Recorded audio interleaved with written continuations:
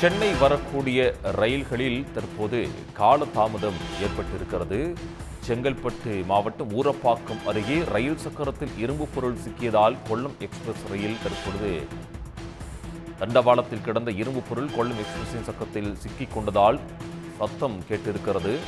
ஊரப்பாக்கம் அருகே ரயில் சக்கரத்தில் இரும்பு பொருள் சிக்கியதால் கொல்லம் எக்ஸ்பிரஸ் பாதி வழியில் தற்போது நிறுத்தப்பட்டிருக்கிறது. கூடுதல் விவரங்களை வழங்குவதற்காக செய்தியாளர் செந்தில் இணைகிறார். செந்தில், விவரங்கள். சென்னை ஊரப்பாக்கம் ரயில் நிலைய அருகே தண்டவாளத்தில் இரும்பு பொருள் கிடந்ததால் இன்று அதிகாலை சென்னை வந்து கொண்டிருந்த கொல்லம் எக்ஸ்பிரஸ் ரயிலில் அந்த இரும்பு பொருள் பட்டு ரயில் கிட்டத்தட்ட 1 மணி நேரத்துக்கு மேலாக அங்கே நிறுத்தப்பட்டு சோதனைக்கு பிறகு மீண்டும் எழும்பூர் ரயில் நிலையம் புறப்பட்டு சென்றது. இன்று அதிகாலை, அதாவது கிட்டத்தட்ட 2 மணி அளவில் கொல்லம் எக்ஸ்பிரஸ் ரயில் வந்து கொண்டிருந்தது.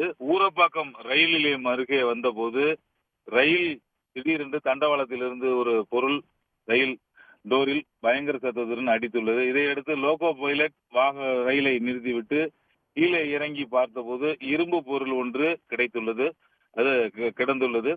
இதையடுத்து ரயில்வே பாதுகாப்பு படை போலீசார், ரயில்வே அதிகாரிகள் மற்றும் ரயில்வே போலீசாருக்கும் தகவல் தெரிவித்து கிட்டத்தட்ட 1 மணி நேர ஆய்வுக்கு பின் அங்கு அதிகாரிகள் நடத்திய முதற்கட்ட விசாரணையில் நேற்று அந்த பகுதியில் பராமரிப்பு பணிகள் நடந்துள்ளது. அப்போது அங்கு பணியில் ஈடுபட்டிருந்த இந்த பணியாளர்கள் ஏதோ ஒரு இரும்பு பொருளை அங்கே மறந்து விட்டுவிட்டு இரும்பு உபகரணத்தை வந்திருக்கிறார்கள். அந்த உபகரணம் தான் தண்டவாளத்தில் ரயில் வரும்போது பட்டு இது போல பயங்கர சத்தத்துடன் ரயில் டோரில் அடித்து இந்த ரயில் காலதாமதத்துக்கு காரணம் என தெரிய வந்தது.